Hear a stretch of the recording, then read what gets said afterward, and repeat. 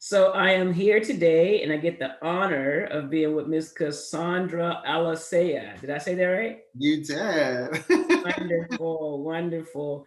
Well, Cassandra, thank you for coming together with me this afternoon and exploring such a subject and a topic that is so hot off the press right now. Uh, we'll talk about that and our president and some of the changes that took place the last couple of weeks. However, tell us a little bit about yourself and where you're from, my friend. Okay, so thanks for meeting with me today. I appreciate your time. So I'm in San Antonio, Texas. I've been born and raised here. Live out in the what used to be the country of San Antonio. Now it's just the suburbs, but born and raised in San Antonio. I've been in real estate for about almost 3 years now. I was in the beauty industry before for many years, and had a intense, immense passion for real estate and just never really thought that it was something I could do. There was nobody that looked like me, that sounded like me, or anything in the real estate industry, especially in what is close to South Texas. So I just thought that wasn't possible, and I was just conditioned to know that I was fit to do one thing. Mhm. After many years, I got to work one day, and I just couldn't take it anymore. And I thought, this cannot be, this cannot be the rest of my life. So I just decided to quit and jump into real estate. And I try to always live by the motto of the law of attraction. So, Mm. manifest what you want, think positive. And I had to teach myself all that. And I thought the way I was living and working was not conducive to that lifestyle because I was just conforming. So I jumped into the game and here I am. I love that. I love that. So the law of attraction, we Uh, share the same mindset, and I Yeah. think that is so key, so key. So we're going to hammer into that in just a minute. But Yeah. you told me when I talked with you last about your family's history, about your dad and mom and being Puerto Rican, and then Yeah. but tell me about your upbringing and what that looks like. Yeah, so I come from a traditional Hispanic family. My grandparents and my dad and my uncles and everybody were in construction. We have a mason. Well, my family has a masonry business. My dad was from Puerto Rico, born in Puerto Rico, raised in the Bronx, New Eurekan. And my mom is Mexican and was born and raised and lived all her life here in San Antonio. Her parents were from Mexico, and so I grew up here in San Antonio around all of my mom's family, which is small.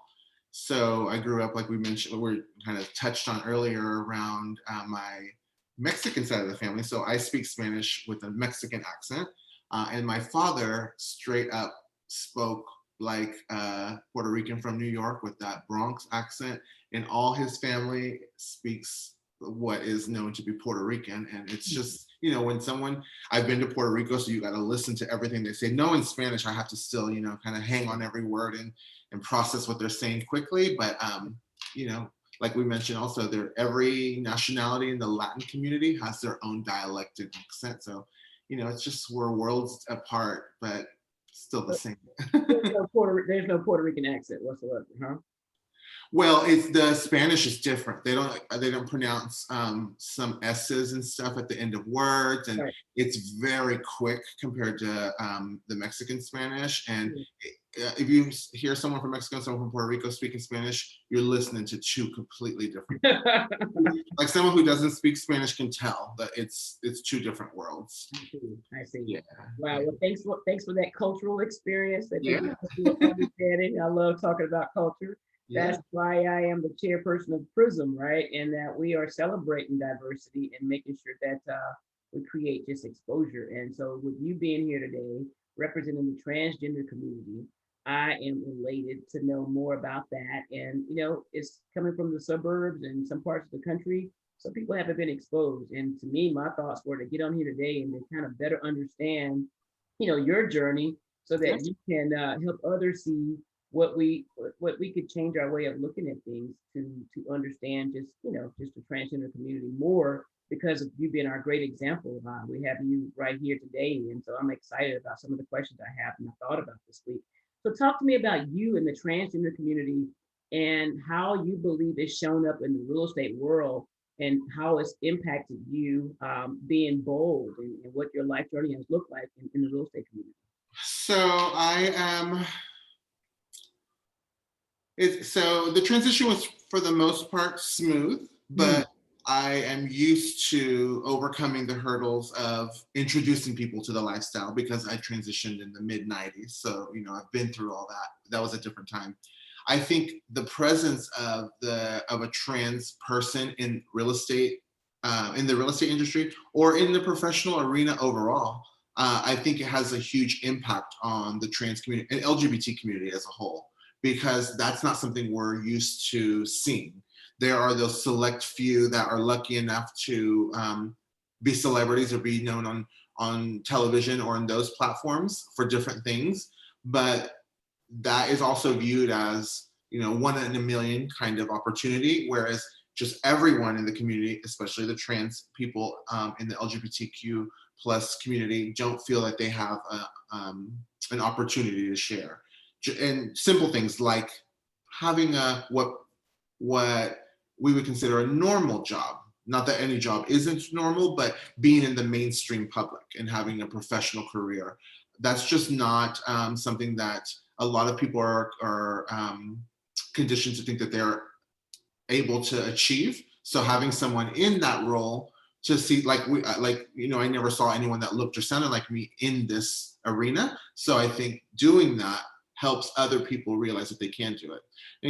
I think it's easier. The younger generation in our community is easier impacted by this, right. whereas people from my generation, give or take, there's different opinions of it, but I think overall it's a good thing because we have to live in this world too, so we deserve a fair shot. Everyone deserves a fair shot. I think society has conditioned us to think that maybe you belong over here and, just tread lightly. Okay. So No, that's good. That's good. And I think that you said it best. Absolutely. So what do you think is missing in the real estate industry? That pertains to really helping this group. What do we need to be doing differently in your mind as you begin to reflect? I think, of course, not everyone, because it's not the responsibility of everyone, but I think there should be more representation of the trans community, sprinkled throughout different markets, just so that people that are like us can see that it's a possibility, not only to have that type of career and live, a more secure life, but also so that people in the LGBT community overall realize that maybe home ownership is something that they can achieve, because that's another big thing that is just like a subcategory of that, because we're just for the most part renters, and you don't think that that's a possibility. And then there are different levels to it. Maybe some people, let's just stick on the trans topic, some trans people may want to own, but they don't have anyone that they feel comfortable with going through the process. Right. So, and then, we've all changed our name. So when lenders pull everything, it says previous names, no matter if you changed your name 20 years ago or a year ago. So that's a discussion that a person has to have with their lender or someone. And if that person doesn't know everything about them, it gets very nerve wracking, and everybody's on a different level. So there are many levels to why people don't think they can or don't want to follow the dream of buying a home or Yeah, even going into the industry. that's great. So, I'm so glad you brought that up because you know what? It's called objection, right? In real estate, objection handler. So, how Yeah. are we to handle that as a real estate agent with sending someone over to a lender to get pre-qualified and we're moving them forward, right? So, what are Yeah. some of the best practices that you've seen that we should know about? So I think it's paramount. And I had to go through this whole journey. You have to find, as myself as a trans realtor, working with many I would say 60-70% of my clientele is from the LGBT community, not necessarily trans, but so I had to find and pair myself with a lender that gets it, Okay. that understands the level of respect that is required, that personally and mentally agrees or views things the way maybe I do or we do, so that they naturally just give that respect, and then just kind of break it down to them on the back end of, as far as like, this is maybe what you may see when you pull this. but obviously this was a situation, this is how you address it. Just kind of educate them, Yeah, and having that right person on your team that understands and respects that will make the process much easier, which I find was pretty easy to find. I've been fortunate to work with lenders that are amazing, and they just, have nothing but the utmost respect for my clients. So that's the main thing. It's yeah. just teaming yourself with someone on lending and in title that will respect your clients as much as you do. Excellent, excellent, excellent. I'm so glad we slowed down to talk about that because I think that can really help someone out. Talk about mentoring. You seem like someone that just is, I would say, just so well respected. I know here in the Alliance, you definitely are in the community.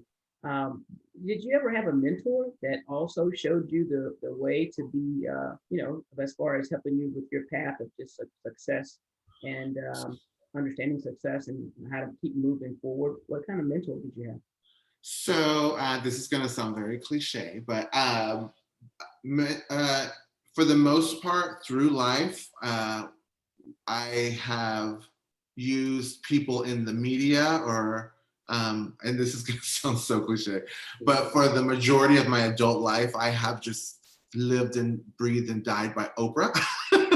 And I know that sounds crazy, but she, I was in my late teens, early 20s when I started watching her show, and I just kind of gravitated to what she would say, and I thought, well, she would speak about her challenges and overcoming and getting to the levels that she achieved. I thought, well, if she could do it, I could do it. And then it was sometime in the late 90s that she introduced me and many of the people in the world to the law of attraction, which I now realize I'm reading another book that was written 103 years ago, that I realized that was a topic that was something from a long time ago. But I live by that. And so, as corny as it sounds, really, I've kind of like listened to her, and I've even thought, like, what would she do? So unfortunately, I don't have like a philosophical answer for you, but really that's kind of where I think of it, because that showed me someone, because I also came from a family who wasn't economically advantaged. And I grew up around many people who were very affluent. So I was the different one on many levels. And I realized, well, it's not necessarily getting to that level to have things. It's just to realize that you can achieve different levels of life. And, so I kind of just took that path into adulthood. So that would be the main one. Most recently, I do have other mentors. I joined the real estate industry right after a great friend of mine. She's also trans, so she kind of broke the ice, or broke the barrier within my brokerage, and then we've kind of just taken off together. But that would be the main thing, and I know that's probably not the answer you wanted to hear, but No, you know what? I have the best acronym that I'm going to post on my my whiteboard. WWOD. What would yeah, Oprah do? I I literally I have told love that. myself, what would she do? Like, is it worth that? Is it worth clapping back? Is it worth, how Mhm. you think about things? So it really has been that. And that has really helped me. I've never really, I don't think, verbalized that to many people. Well, I'm glad that we slowed down because I find that the most successful people that I have met generally, focus on the vibration of the law of attraction. And Yeah. so know that that is a part of your success in the last 3 years. That's pretty phenomenal that someone could be listening here today to understand, to go back and pull that apart. So before we go further, what is that book that you're reading that you have found value in? So it is Think and Grow Rich, and I'm going to pull it up. Napoleon Hill. Think and Grow Rich. So I also, my most recent mentor, just slightly through real estate, is Noelle Randall. Okay. So, if and I don't mean to not look at the camera, I'm looking at my phone so I can cheat. Noelle Randall does like little quick inspirational YouTube videos about real estate and growing businesses and all that. And then Think and Grow Rich. Oh, let me know. Think and Grow Rich. I'm trying to see who the author was, and there have been Napoleon, many. yes, Napoleon Hill. Oh, you said that. Yeah, yeah, yeah. There you go. Oh, well, Yeah. you know the book, obviously. So she was like one of the staples you have to read. Every person who has achieved XYZ that what is what I want to do. So I purchased the original version. So it is a bit um, dated in its speech and stuff. There were revised versions, but I wanted to get the original just to see how it was originally written. And then I'll probably get the updated version from this century. because there's some language in there that really isn't appropriate, you know, when in discussion in reference to people. But the book itself is awesome, just the way, you know, certain cultures are referenced. Sure, sure. Well, I am thankful that you shared that with us because I think that everything goes back to mindset. Yeah. So, Cassandra, you know, it sounds like it's been a breeze and everything has been really this phenomenal journey for you. However, what pain and what obstacles had you had to go through to become the Cassandra that we see today, that's here, that's bold, intelligent, and full of joy? Because honestly, you know, sometimes it's everybody has a journey. So tell me about your journey of difficulty in the real estate industry, or just finding your path to success, just being yourself. What did that look like? So the past few years in the real estate industry have been fairly smooth, but that's attributed more to the challenges I've overcome and hardships of my late teens and all of my 20s. Just for instance, going to college. I was in the beauty industry, but I went to college for something completely different. Was told that wasn't going to be for me, so I ended up just doing that. But just taking the initiative to go to college out in San Marcos, you know, I don't know. So that was a big thing, and I was scared to do it because there was no one there like me. But just jumping in and doing it. But you get, this was years and years ago, but you get those comments that you have to overcome, and it just grows your thicker skin. So the biggest I guess adversity that I have always had to deal with is people who don't understand or aren't educated on it, and their comments. That doesn't bother me anymore, and it doesn't really happen as much anymore. I think because my look has evolved, the world has evolved, and there just aren't as many people like that anymore in the world. There are still a lot, but it's different than it was 20 years ago. That would have to be the biggest thing, just what everyone else's opinion, and when they Right. verbalize it unnecessarily.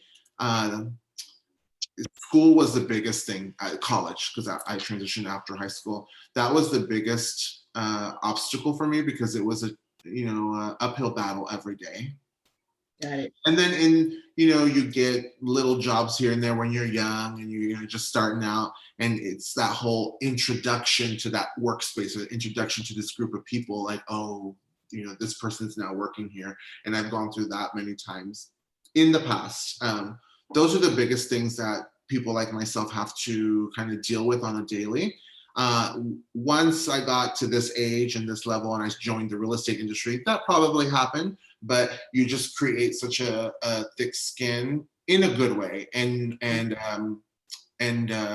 I feel a presence, or um, just a mindset that you just go into situations not caring, you know? So, you know, when you respect yourself, and you tell people this is how this will be and this is how you treat me, people just kind of do it, you know? Not verbally tell them, but, you know, with your energy in a nice way, you know, when you enter a room and you have confidence and you make them realize that you don't care what anyone thinks and I'm just human, people just kind of automatically adapt. And it's very interesting to see, but that's really the way I have to live my life. I don't think about the the whole trans thing, or people, um, for lack of a better word, I don't know how else to say it without not coming across correctly, but when someone gets clocked, meaning when you enter a space, someone realizes that you are trans and not a cis female, um, not even thinking about that doesn't portray that energy out, so people don't even realize it, you know? So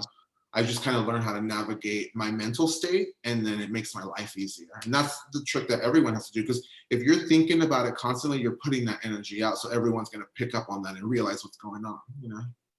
So So now I've learned the word clock. So as far as clocking, clocking, WWOD.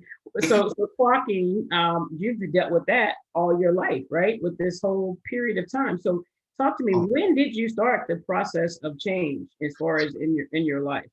I was introduced to the LGBT community at the age of 17, right before I Okay. turned 18. And after high school, just started going out and with my friends and having a good time.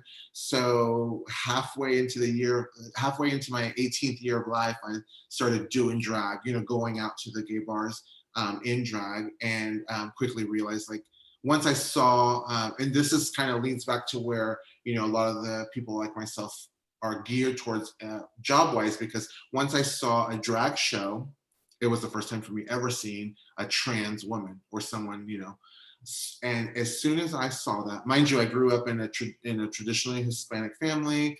My grandmother never worked a day in her life. My grandfather owned a construction company. The men do this and the women do this. And I still carry some of those um, uh, traits into my adulthood, but because I'm Latin, so I, that kind of thing, but nothing that is disrespectful to men or women. But once I saw a trans woman on stage and I realized that that was a thing, literally my whole life changed. It was like a light bulb, and I thought, oh, that is what I am. I get it now. So I quickly started evolving, started doing drag.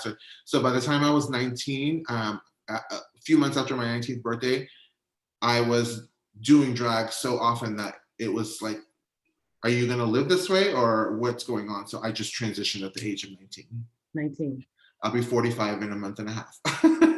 And a beautiful 45 you are. So talk to me as far as, thank you for sharing that. That's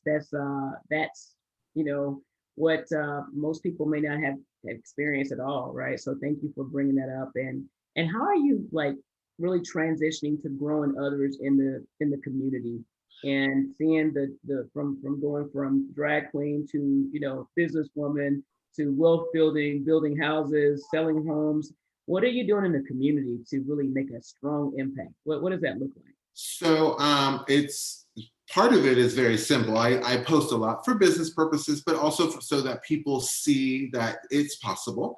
And pre-COVID and hopefully soon, mixers are a great thing. So, with the like Real Estate Alliance group that we're in and other groups always have little mixers and networking events. Those are great to have for business purposes, but I also like to involve other people that I know personally to kind of invite one or two here and there so that they see that arena and they realize that that is a possibility. Because a lot of people that I've known for 20 plus years in the industry know me. I did own a salon years ago, so they know that I've done things like that. But to see me doing things of that capacity in a different job field, I think is a little foreign to them. So I try to involve people that I know as much as possible so that they can see that they can do it as well. Because not to say that they want to become a realtor, but maybe they want to get into title or to get into lending or become an accountant or whatever the case may be. And I think the more people from our community see people from our community doing certain things, they will change their mindset and thinking, I can do that too, and that's really the main thing. Like whatever it is, even if it's like open your own mobile grooming station or whatever, the dream is, they can do it. I love that law of attraction, high-minded mindset that you possess, and it's all in your soul. So that's so phenomenal. Talk to me about, as a minority woman, what do you think just as a minority in your journal, what are some of the bigger obstacles that minority transgenders face just by being a minority? Well, I think we face a lot of the same challenges that everyone that is a minority faces on paper because of our names. Like, if you have a Spanish or a traditionally African American name, sometimes that you could be in a position of disadvantage. But on another level, I think it is still part of the world not being educated and not knowing that on top of everything else that's going on in today's climate with everything, I think that is the biggest challenge, because not only are we a minority in the sense of race, but then you add the layer of the transgender world to it, and that just makes people think that it's almost like, this is the way I describe it. There are many people out there that think, and unfortunately, sometimes people like myself have people in their own family that think this. It's almost that some people feel allowed to think that we are a subclass or subhuman. So they just put us in that box. And then when you're a person of color or minority, it's just extra weight on that. And we need to somehow condition people to realize, and the mainstream media is doing an okay job at helping, but we need to condition people to realize that we just belong in society with everyone else. So I guess really conditioning people to not think that the trans world is a subhuman class of people, because that is a thing. I see. I Yeah. see. So no, that sounds like it sounds like very familiar through the territory of just walking the walk every day as a minority, right? Yeah. You know, so as far as what you're doing, when you think about some of the journey of the obstacles, what has given you the biggest strength that has carried you through today with going through these obstacles? What has really strengthened you the most to give you this smile and this courageous spirit that you possess today? Two things: the support of my family and friends, but mostly my family, because I have a strong support system at home. Small family, but extremely supportive. So personally, that has helped. And then I attribute I mean, I don't want to say mental stability because I can get crazy, but my mindset and my strength to my faith. I am very, very spiritual and religious, and that stems from my upbringing in the Hispanic culture. So I'm a true, you would think I'm a 90-year-old little Mexican lady. I have my candles on my stove and that whole but my faith is the biggest thing, really, and I hate to impose that on people who maybe aren't as religious but more spiritual, or even not. I personally am extremely religious, so that helps me through everything. It's like praying in the morning, at night, in traffic, and then mixing that prayer. I always, walk a fine line with this. I try to figure out how to do that, but mixing my prayer with my manifestations and affirmations, and saying, one morning I'm waking up and I'm saying I am and I will and I do, and then the next morning I'm waking up saying those same things, but like, thank you God for blah blah blah, because you have to verbalize them and put them on paper, and you have Right. to bring those things to you, that success and those daily occurrences to you. So it's a mix of that, mostly my faith, but I wouldn't have been able to do it if it wasn't for the support of my family. Well, thank you for sharing that. That's very courageous of you. I think that everybody has something that they're holding on to that gives them that ability to move on with their lives, and whether that's some type of belief, but it's something like you just recognize is working for you. I'm glad that you're able to really just verbalize that and stand tall in that, because that's important to you and it's brought you where you are today. So thank you for sharing that. As far as like just safety, you're so bold and you're out there.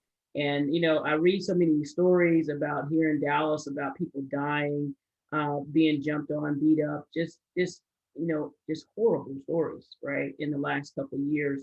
How do you handle that subject? How do you handle being safe? And are you seeing ignorance on the level of just making you feel as if you're unsafe? Talk to me about that and how we're protecting our community as well. I did many, many, many, many years ago, like, in my first handful of years after transitioning. But for a long, long time, I admittedly kept myself, I guess, in a bubble, and I didn't ever experience the feeling of not being safe until the last few years or couple of years, when things really changed. And it got to the point, especially last year, that I became fearful for the first time, and then naively not realizing that other people have been feeling like this that are just like me for many, many years. But I became fearful of what will become of my future. What will become if I turn into that wrong neighborhood, or just anything can happen. And that had a lot, the progression of my fear up until last year had part to do with things that were going on in the world, administrations and stuff like that. But things are different now, so I have a positive outlook. And it sounds corny, but I try not to think about those things. I'm aware of it, and I realize that if anything happens, this may be how I take care of the situation. But I try not to think about those things happening to me particularly, because I don't want to put that out into the world. The universal forces, right? Yeah. And I know that sounds naive. It's like, Fans, right? yeah, I don't want to be naive in thinking that that could never happen to me, because it totally can. Leaving a dinner downtown at night, walking to my car, anything could happen.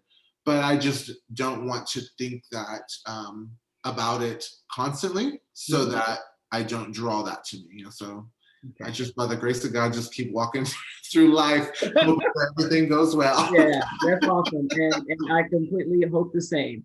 So, you were Coldwell Banker, right? And you've been with Coldwell Banker, has it been the entire 3 years? Yes. Okay. And you're with the Alliance. So talk to us about why you're a partner with the Alliance and what your role and what you see your personal goal being with the Alliance. Yeah, definitely. So the alliance, when the alliance started last year, I had probably a year and a half before that, I had already met with the founder and many other um, um, members of the founders of the alliance prior. So I knew them on a semi-personal level. So when they were starting this organization, I thought I really have to jump on because their goal is to make a difference. The whole goal is to focus on fair housing, equality in the LGBT community and the real estate market, and many, many other things. So I thought it isn't a question, I have to join. I feel like what this organization is doing and it's going to continue to do and grow upon is making people realize that we do deserve home ownership, the American dream. We can achieve it as easily as possible. Hopefully, over time, we can recondition the credit bureaus and lenders and just people in general to not have a bias towards names or on paper what seems to be a person of one ethnicity to another, interest rates, loan approvals, that whole thing. So I think we can slowly grow to that. Mostly, especially right now, focused on fair housing because uh, having the ability to do it, but also not having the fear that you can get discriminated against, even if you are renting. Just to have a home. A home is just security. It's sanity. It's safety. So to think that someone can tell you no or take that away from you or not allow you to have that because of who you are is horribly fearful. So I think the alliance is helping change that Mhm. so that people feel more comfortable and safer in their own skin and in their world, and then that will lead to other great things. Excellent, excellent, excellent. Well, let me ask you one last question. When I think about you in 2020, what is it, 2021, in 2024, 3 years from now, your best self and growing, what do we need to be prepared to see from the sign um, in 3 years from now? so I toy with the idea of opening my own brokerage to represent the community a little better. Although I am torn because my brokerage, which is a franchise, it's Coldwell Banker, Deanne Harper Realtors. My broker here is amazing. My company is amazing. Coldwell Banker as a whole is, I love everything about where I am. So I feel horribly about even thinking about doing that because I never want to leave them, but I feel like I may get to the point that I want to represent the community a little better and offer a space for people like myself to come into. Mhm. So that may be a huge thing that may come in the future. I don't know. I can't guarantee that. Aside from that, I think personally growing my real estate portfolio, I'm going to dabble in a couple of Airbnbs and things like that. Okay. But for the most part, I think the most important thing, and I have a couple of other businesses besides real estate. I'm a founder and president, CEO of a nonprofit for trans rights, and then I just recently started another business on this. So I keep a little busy, but I think the most important thing that I would like that you will see that I'm involved in a few years is just my involvement in helping the real estate community grow in acceptance of the LGBT community. Of course, I think gay males and females are already in the industry and that's kind of just expected, but maybe the more respected and the trans community being a little bit more involved as well. And Well, me being a part of that jump off. right. You are such an exceptional person. I'm so glad that you gave me your time today and we talked about doing this. And I'm glad that we took action and made it happen. It's such a pleasure being friends with you and authentic friends with you Yeah. at a high level. So I'm thankful for our friendship, my friend. Thank you. I am as well. I thoroughly enjoy you. So I'm glad we got to chat. Absolutely. So we're gonna see each other in our next upcoming meeting. And thank you for Yes. your time today, and I appreciate it. And I hope this video can help change someone's life. And remember, what would Oprah do? Well, whatever. And if I could say one thing to everyone Sure. out there looking at this video and think, ah, well, that just happened. Whatever it is that you're trying to achieve on a daily level, on a daily basis, in the future, for yourself, if you can think it and believe that it is and feel it and just live by that and just block out the world's noise and the people saying you can't, because those people don't live in your head and don't realize what you can do. If you can just think it and believe it, you can do it. Like if I can say anything to anybody, if you want to do it, it is possible, because what you truly believe is the truth, good or bad. So just do it. Like go out there and do it. I just adore you. Thank you for that. Thank you for that. Say it. Well, mwah. Thank you for your time, and we'll see you later on, okay? Awesome. Thank you, Kimberly. Have a good one.